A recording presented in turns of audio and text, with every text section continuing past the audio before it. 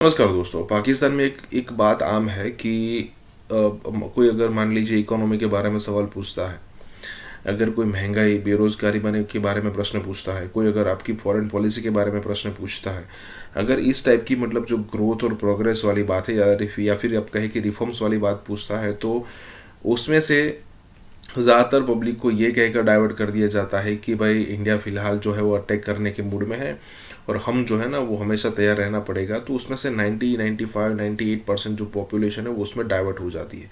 अब 1 2% रह जाती है जो कहती है कि नहीं, हमारा प्रश्न कुछ और था, आप जवाब कुछ और दे रहे हो, लेकिन अब उसकी परसेंटेज कम हो गई है तो उसके क्वेश्चन का कोई महत्व रहता नहीं है यहाँ पर।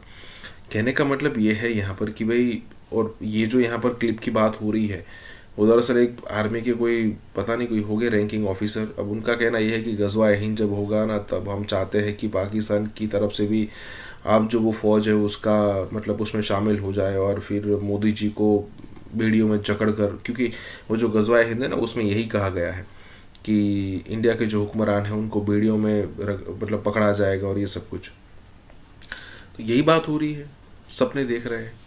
इसी के साथ ही वीडियो शुरू करते हैं। आज मैं सर दुश्मन समझ के रखे सर हमने भारत को। एक वीडियो एक वायरल हुई भी आजकल, छोटा सा क्लिप है, कोई फौजी खड़े होके और लंबी लंबी अपनी कहानियां सुना रहे हैं और उसमें मोदी जी का भी नाम लिया, आपने यकीनन देखा होगा। दूसरी तरफ जो लोकल बॉडी इलेक्शंस हुए उसमें मोदी जी की जो पार्टी है वो 3 जगह से जीत गई है 4 में से।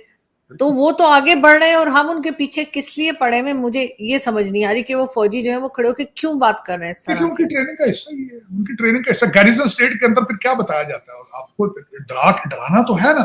देखिए ना, एक जो चौकीदार होगा वो अपने जो उसका क्लाइंट होगा उसको क्या कहेगा कि नहीं बहुत यार बहुत अमर की बात है यार, मैं मुझे जॉब से निकाल दो। फिर वो क्या करे? चौकीदार ने कहना यार बहुत खतरा है आसपास जी, बहुत डाके पड़ रहे हैं भाईजान, यहाँ मुझे आप अगर जॉब से निकालेंगे तो चोरी हो जाएगी भी, आप खत्म हो जाएंगे। फिर यही होता है, चौकीदार ने तो यही कहना होता है जो वो कह रहा था। लेकिन इसमें बाद में बताना ये चाहूंगा आरजू के अब 76 साल, अब 21st सेंचुरी है, नॉलेज की सेंचुरी है। खुदा रहा कोई मैथ पढ़ो, इंग्लिश पढ़ो, ये नफरतों के दरवाजे बंद करो। खुदा भगवान वाहे गुरु जो भी है ये बंदे का पर्सनल मैटर है यार, इसमें इंटरफेरेंस मत करो। और आपने देख लिया 76 साल करके। लेकिन आप मुझे आरजू उसको छोड़ दें, चल पाकिस्तान को छोड़ दें, अफगानी मुसलमानों को देख ले, अरबियों को देख ले, मुसलमानों को। सिर्फ आपके पास 2 आइडियोलॉजीज हैं जो मुझे एतराज है। आप कहते हैं यार सारी दुनिया सरेंडर कर दे और मुसलमान हो जाए वरना आप उनके सर उतार देंगे।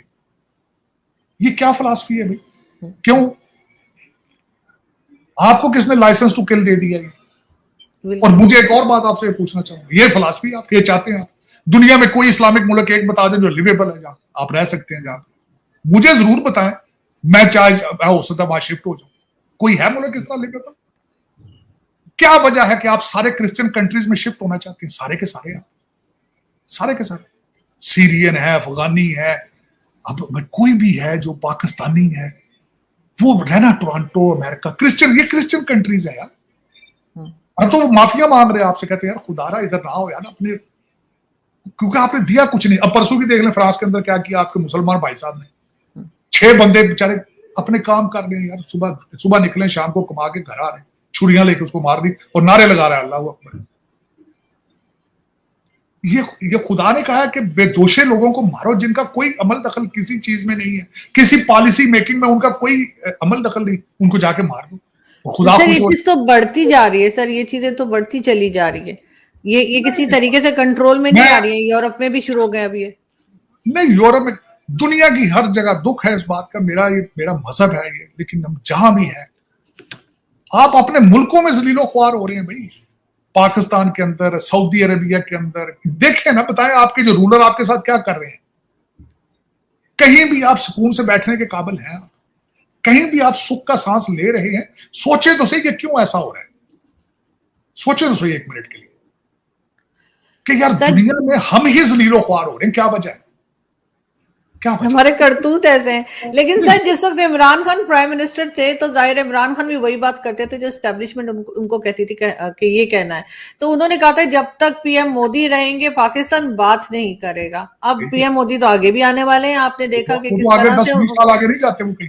हाँ। लेकिन उसमें मैं ये पूछना चाहता हूँ, ये वही मोदी साहब थे जो नवाज शरीफ साहब के घर आ गए थे। तो ये तो उनकी बात गलत है कि वो, मेरा मकसद मोदी साहब आगे वो अमन या पीस की बात नहीं करना चाहते।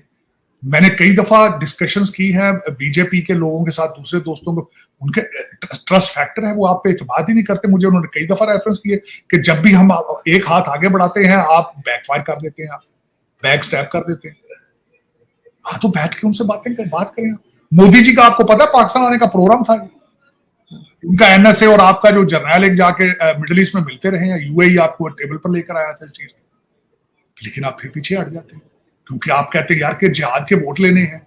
देखिए इस वक्त देखें तो सही ना, आपकी सबसे पॉपुलर पार्टी का टीएलपी, आपकी तहरीक लबैक पाकिस्तान, मौलवी खादिम रिजवी साहब की पार्टी, बहुत बड़ा वोट बैंक है उनका पंजाब के अंदर। देखें अपना स्टैंडर्ड देखें आप। दूसरी दुनिया तो क्या है, लोग पाकिस्तान में जो पढ़े लिखे वो डर रहे हैं भाई, ये क्या है यार, इतना बड़ा वोट बैंक है इन लोगों का। अब और बताओ, मौलाना तारुल कादरी उसकी पार्टी, वो भी इलेक्शन में आना चाह रही है। लेकिन सर पाकिस्तान तो अमेरिका के कहने से चलता है, अगर अमेरिका कहेगा और के जरिए तो फिर इंडिया के साथ बातचीत के लिए तैयार होंगे यहाँ के लोग। आरजू, पाकिस्तान जो पैसे देता है उसकी कहने पे चलता है। ये गलत कह रहे हैं ना, उसकी वजह ये आजकल अमेरिका पैसे दे रहा है तो आज का अमेरिका, आपने सीपैक को बंद कर रखा है। इधर से दुकान बंद होगी तो सीपैक खुल जाएगा तो आप उनकी बातें सुनेंगे, क्योंकि वजह यह है कि आप पाकिस्तान के लिए फैसले नहीं कर रहे, आपके फैसले लोग वही कर रहे हैं जो डुअल सिटीजन है, जिनका सारा इंटरेस्ट लंदन में और टोरंटो में। तो आप दर हकीकत आप अमेरिका के साथ नहीं काम कर रहे, अमेरिका के डॉलरों के साथ काम कर रहे। आजकल वो दे रहे हैं, हालांकि उनके अपने हालात बहुत खराब हैं, इकॉनमी बहुत खराब है अमेरिका की। मैं जिस स्टेट में बैठा हूं, उन्होंने $2 बिलियन का अपना डिपार्टमेंट ट्रांसपोर्टेशन का बजट कम कर दिया है, जिससे सड़कों की रिपेयर और ट्रांसपोर्टेशन होनी। वॉशिंगटन डीसी जो कि अमेरिका का कैपिटल है, वहां पे बसें, ट्रेनें, वहां पे उनके रूट कम किए जा रहे हैं कि उनके पास पैसे नहीं। बिल्कुल ऐसा ही। लेकिन सर आप, अगर हम थोड़ी भारत की बात करें तो आप कैसे देख रहे हैं जो इस वक्त इनकी लोकल बॉडी इलेक्शंस में जो जीत हुई है बीजेपी की? बहुत से इंडियंस भी एक्सपेक्ट नहीं कर रहे थे, उनका नहीं ख्याल था कि इस तरह से आगे आएंगे, या यही कहा जा रहा था थोड़ा टफ टाइम मिलेगा क्योंकि कई प्रॉब्लम्स जो है गवर्नमेंट के होते हुए रही है।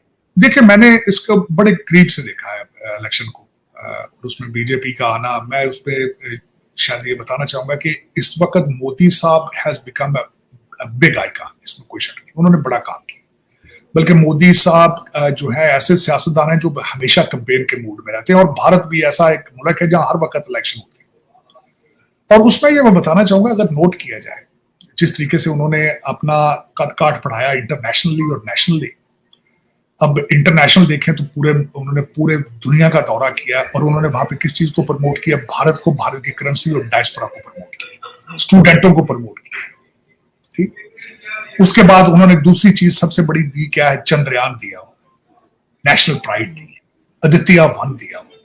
ठीक, उसके बाद जो इससे आगे चलें तो इकॉनमी के हालात देखें, 5वें नंबर पर है। उन्होंने सियासी नारा लगाया कि मैं 3रे नंबर पर लेकर आऊंगा, गारंटीड। ठीक, उससे बाद एक नेशनल इंटरनेशनल लेवल का बंदा जिसके साथ इटालियन प्राइम मिनिस्टर भी खड़ी होकर सेल्फियां बना रही है, वो स्टेट टू स्टेट गया कैंपेन करने। आखिरी जो उन्होंने अपना कैंपेन ट्रेलर चलाया वो उन्होंने तेजस चला के किया, जहां पे टॉम क्रूज बने मोदी साहब 73 साल की उम्र में, और उसको पब्लिसाइज किया गया, कैंपेन चलाई। तो फिर आप बताएं बीजेपी ना जीतती तो। और उससे आगे चलते हैं, लोकल देखते हैं। खूबसूरती बीजेपी की है कि वो लोकल स्टडी करके उस हिसाब से प्रोग्राम बनाते हैं। मेरा इंटरेस्ट क्योंकि मध्य प्रदेश में सबसे ज्यादा, मैंने आपको शायद बताया था, मेरा होम स्टेट है कि मेरे वहां पे अजीज हैं बहुत ज्यादा जो रहते हैं वहां पे। चौहान साहब हैं जो वहां के चीफ मिनिस्टर हैं, मुझे 1-2 दफा ट्रेड डेलीगेशन के साथ उनसे मिलने का इत्तेफाक हुआ।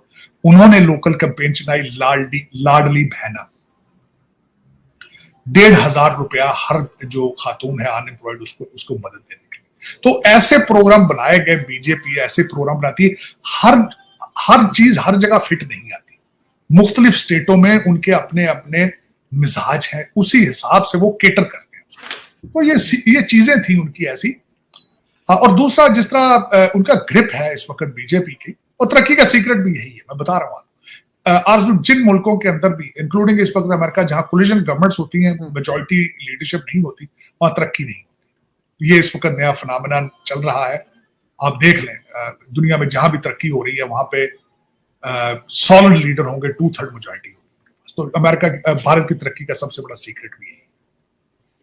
लेकिन सर फिर पाकिस्तान कुछ सीखता क्यों नहीं है? वैसे तो ये हर चीज में कहते हैं कि जी आप सीखना भारत की चाहते कॉपी हैं? करने नहीं, की कोशिश करते हैं। भारत की कॉपी नहीं करना, आप कर नहीं सकते। अब तो बहुत आगे निकल चुका भारत। आप सीखना इसलिए नहीं चाहते कि आप सीखेंगे तो फिर करप्शन किस तरह करेंगे? आपके लोग बाशऊर हो जाएंगे, इंग्लिश पढ़ लेंगे, मैथ पढ़ लेंगे, तो फिर क्या करेंगे आप? वो आपको निकालेंगे।